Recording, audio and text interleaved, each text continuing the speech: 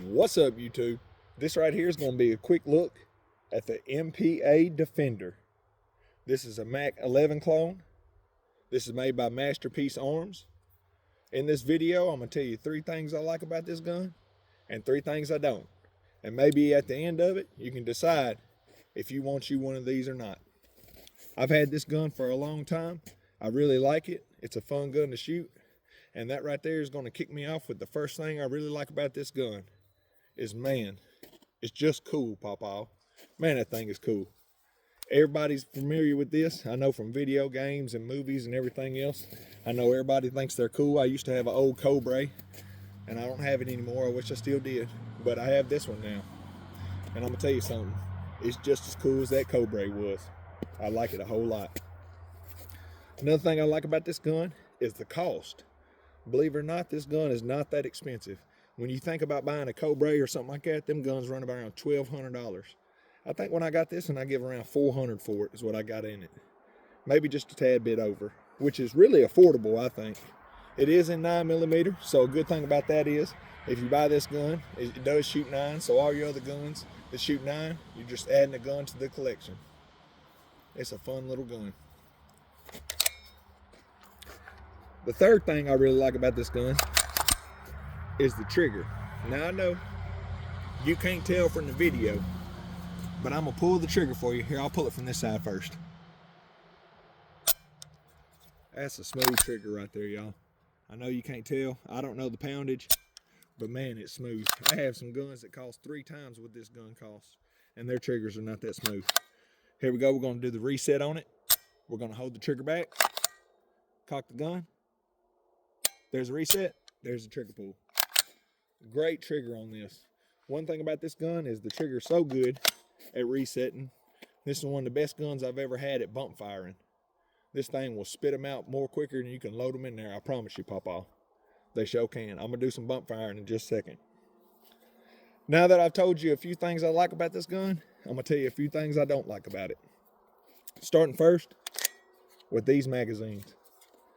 Not that there's anything wrong with these magazines, but as I was telling you about the 9mm, I like having guns that shoot the same caliber and take the same magazines. This magazine right here is proprietary to this gun, which means it only works in this gun. It works well, but it'll only work in this gun.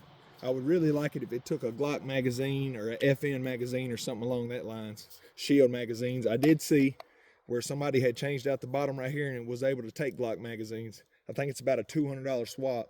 Yeah, that's probably worth it. I might do that. But as of right now, I don't like that I can only use these mags. I have a few of these, so it's really not a big deal, but I wish it took Glock mags. Another thing I don't like about it is it's just so bulky. Look at this thing.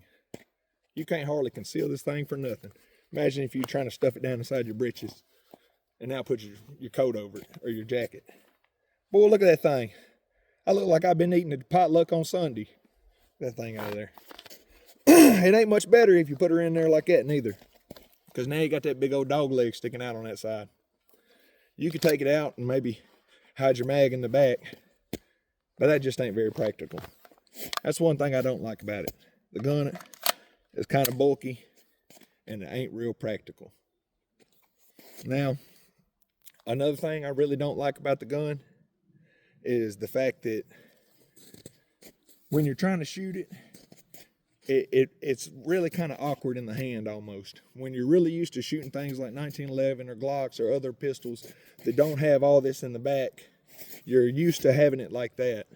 This kind of throws you off. It's kind of awkward to hold. It really ain't the best shooting. I would say if I'm going out to do target shooting, I'm not going to use this gun. Not that it's not accurate, not that you can't hit things with it, but just the way it is with my hand, it just feels kind of awkward. I'd rather have a Glock or a 1911 or something like that. And the last thing I really don't like about this gun is it just wastes ammo because I shoot it so much. I love bump firing this thing, Pawpaw. And we finna end the video that way. We finna kick it off right now and I'm gonna shoot some off of it. This right here, like I said, I don't know if I told you, but this is not a silencer or a suppressor.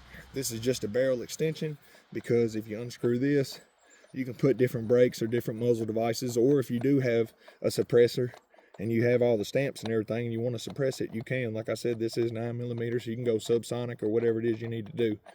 But this is, as long as the barrel is right there. Like I said, this is not a suppressor. This is just a barrel extension, extending the barrel. This is what it looks like when it's off there. Pretty cool looking. Pretty neat.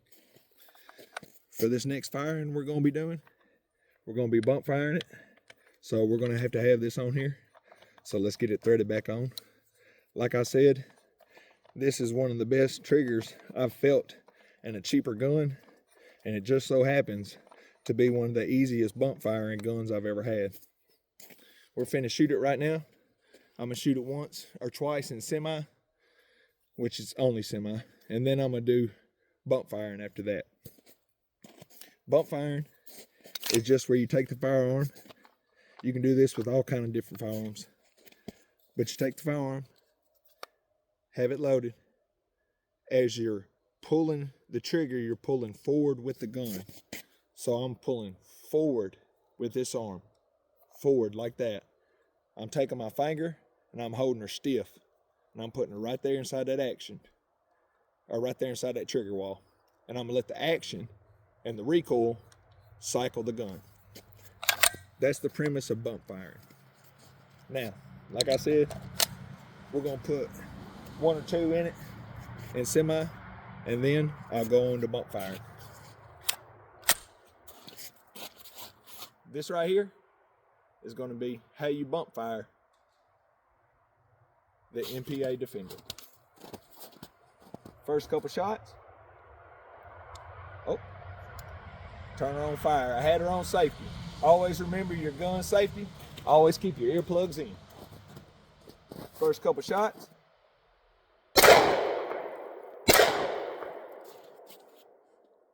That's what she looks like.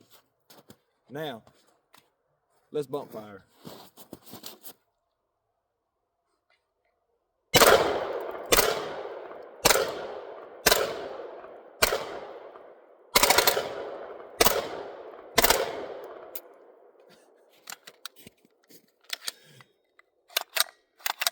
She's shooting a little bit of burst in there, ain't she?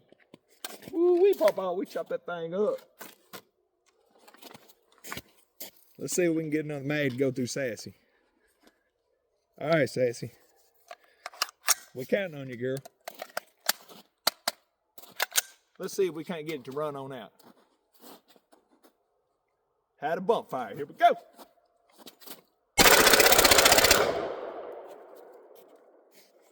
That right there is how you bump fire the MPA Defender.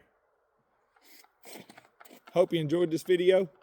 Maybe to help you decide if you want it or if you don't. I really like this one. I've had it for a while. I'm gonna keep it for a while.